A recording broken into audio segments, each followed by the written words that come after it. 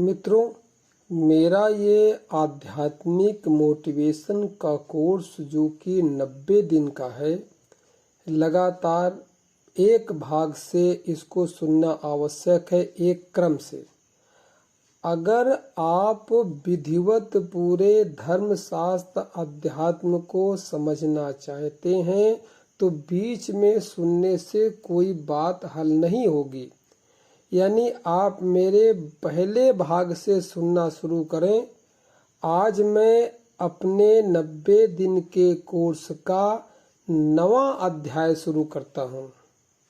मेरी अध्यात्म की पूरी चर्चा में पुराणों के प्रतीक व नाड़ियों की व्याख्या ये मुख्य रूप से आधार रहेगा, जो कि धर्मशास्त्र के लिए उसका गूढ़ रहस्य जानने के लिए बहुत आवश्यक है। वरना तो संपूर्ण जगत 33 करोड़ देवता, विभिन्न प्रकार के पाठ, चालीसा, पूजा पाठ, इनमें ही उलझा रहता है। मेरी बातों को सुनने में अगर आपको कभी अटपटा सा लगे, बड़ा तर्क कुतर्क सा लगे, तो एक काम कर सकते हैं, पहले पूरा सुन लीजिए। पहले मेरे विचारों को अच्छी तरह बिल्कुल सरलता के साथ समझ लीजिए, सुन लीजिए। क्योंकि मेरा उद्देश्य किसी निर्णय पर पहुंचना नहीं है कि क्या सत्य है, उसका एक निर्णय हो जाए। से जज कोई फैसला देता है कि ये फैसला हो गया, ये बात सही, ये बात गलत।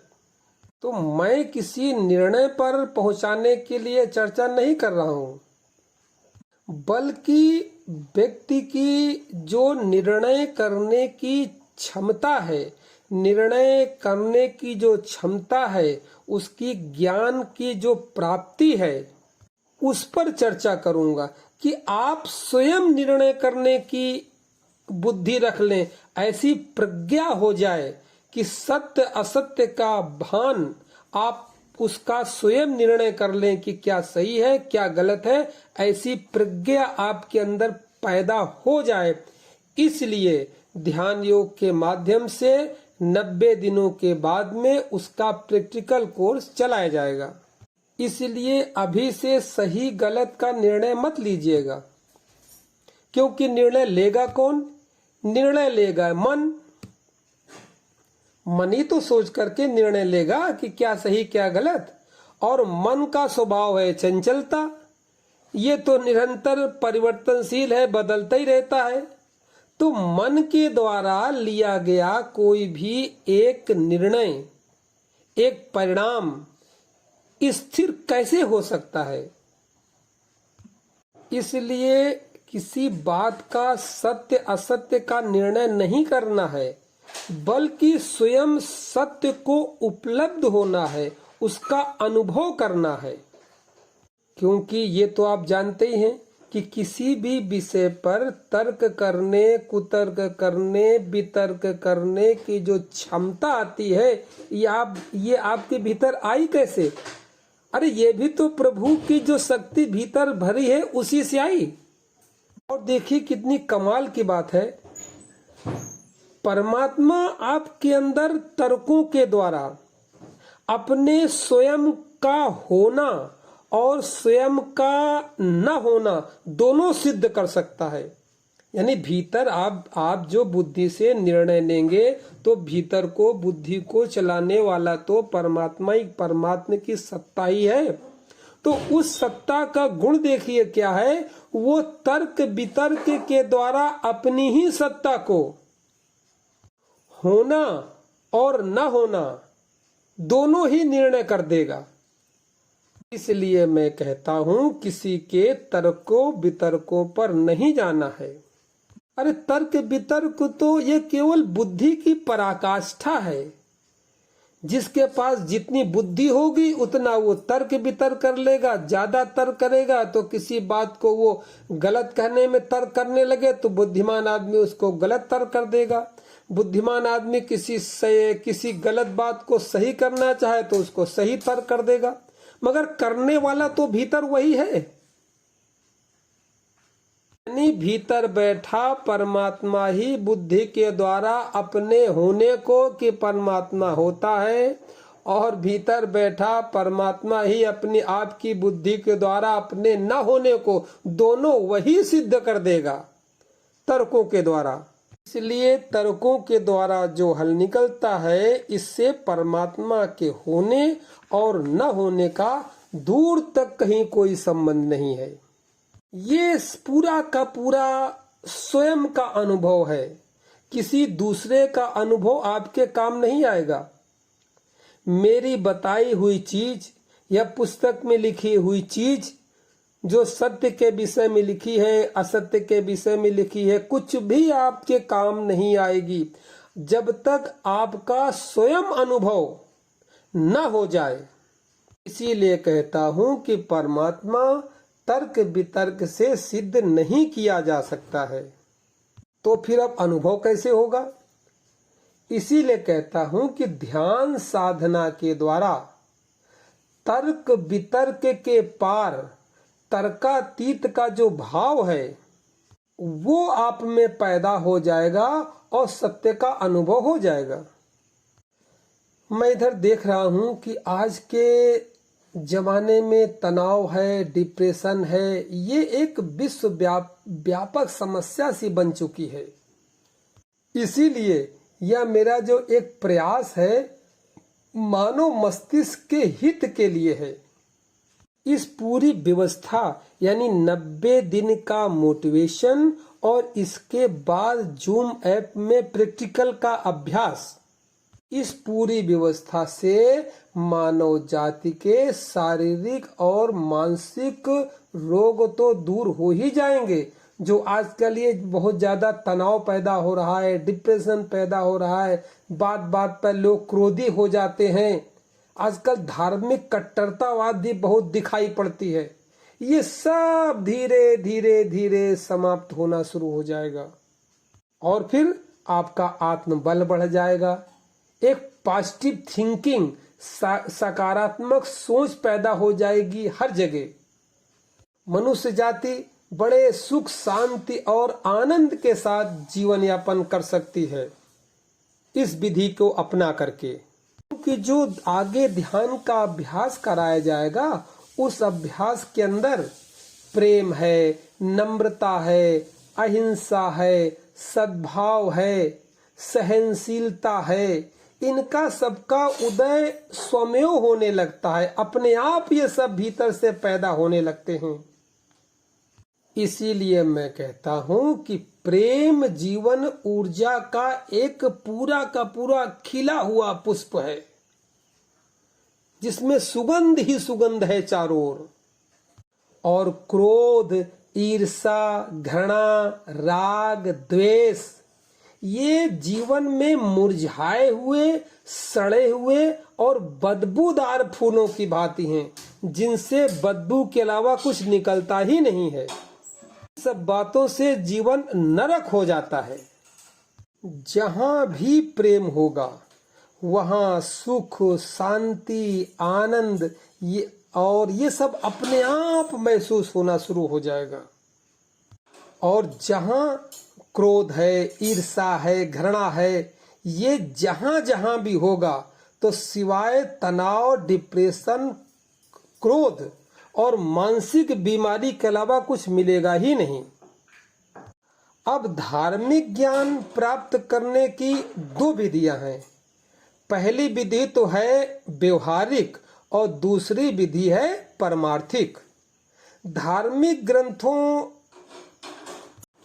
का व्यवहारिक अनुभव सामान्य रूप से पूजा पाठ, जप, व्रत और कथा और भागवत, ये सब का ज्ञान तो लगभग सभी के पास होता है, मगर यह धर्म का एक पक्षी ज्ञान है। जबकि इसके साथ साथ धर्म ग्रंथों का रहस्य,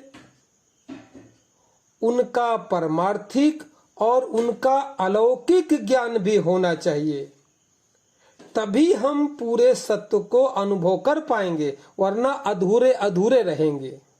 लौकिक ज्ञान भी पूरा हो और आध्यात्मिक रहस्यों का ज्ञान भी पूरा हो, तभी तो हमें पूरा ज्ञान हो पाएगा।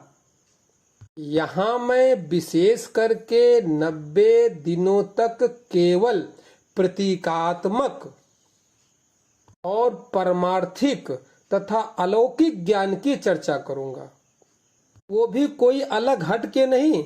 आप जिस जमीनी स्तर पर जी रहे हैं, वही मंदिर, आरती, पूजा पाठ, कीर्तन जहां से जी रहे हैं, यहीं से समझाते हुए, आपके इसके रहस्य को बताते हुए मैं आपको परमार्थिक, तार्किक और प्रतीकात्मक ज्ञान की ओर ले चलूंगा। आप लोगों ने पुराण का एक वाक्य सुना होगा, यत ब्रह्मांडे तत् पिंडे, यानी जो कुछ ब्रह्मांड में है, विराट ब्रह्मांड में जो कुछ है, वो सारा का सारा सूक्ष्म रूप से इसी पिंड के अंदर विद्यमान है।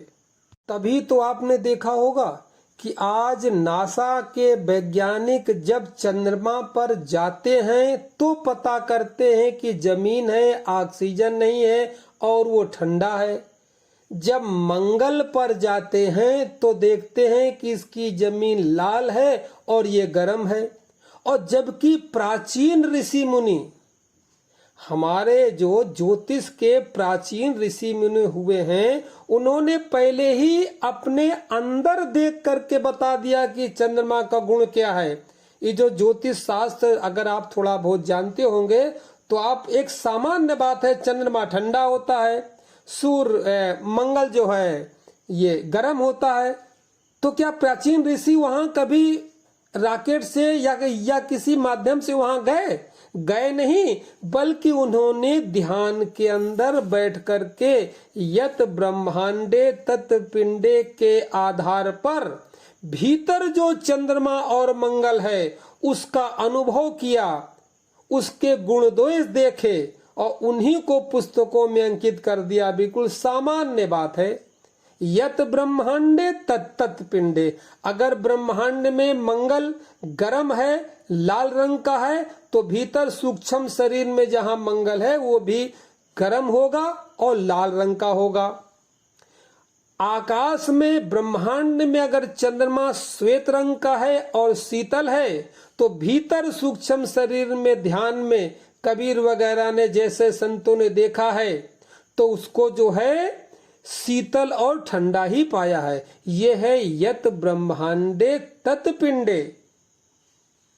जो ब्रह्मांड में घटित होगा वो आपके भीतर है, और जो साधना स्तर पर आपके सूक्ष्म शरीर के अंदर जो कुछ भी भावनाएं, परिकल्पनाएं, विचार आपके पैदा होंगे, भविष्य में चल के वही ब्रह्मांड में साकार होने लगेंगे। इसी को तो सिद्धि कहते हैं कि ध्यान के माध्यम से समाधि में उतर करके, सूक्ष्म शरीर का अनुभव करके, जो विचार आपने अपने अंदर बनाया, पिंड में बनाया, वही उसी विचार का फैलाव ब्रह्मांड में अपने आप हो जाएगा।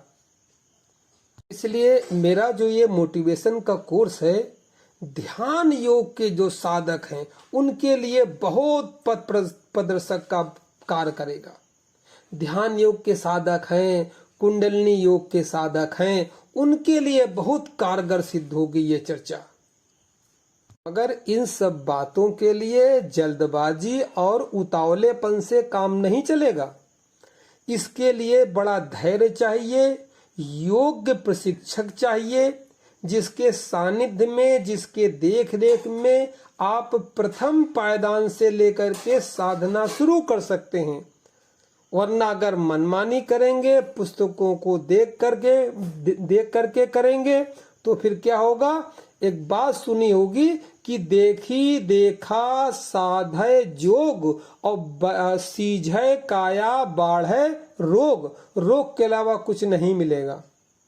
एक उदाहरण से आप समझ लीजिए, इस समय तो YouTube और सोशल मीडिया में ध्यान की चर्चा का भरमार लगा हुआ है, बिल्कुल खूब चर्चा हो रही है, एकदम मूली घास मूली की तरह चर्चा हो रही है। अब इसमें बहुत से लोग जानते हैं ध्यान लगाना जाता है, जहां आज्ञा चक्र होता है वहां ध्यान लगाया जाता है, सूर्य पे त्राटक किया जाता है। ये कहने को तो कह दिया, मगर जिस दिन किसी ने सूर्य में त्राटक कर लिया, पता चला आंख चली गई उसकी। और ध्यान करके जिसने भी अपने तीसरे नेत्र यानी मस्तक पे अगर ध्यान दे दिया, 1-2 घंटे छोड़ो, अगर 20 मिनट का भी ध्यान लगा लिया तो पता चलेगा पूरे दिन के लिए मस्तिष्क भारी हो गया, सनकीपन हो गया, एक नई बीमारी लेकर के वो पैदा हो जाएगा। इसलिए ध्यान साधना में जल्दबाजी नहीं करनी चाहिए। पहले पूरे सिद्धांत को समझ लीजिए, समझना बहुत जरूरी है।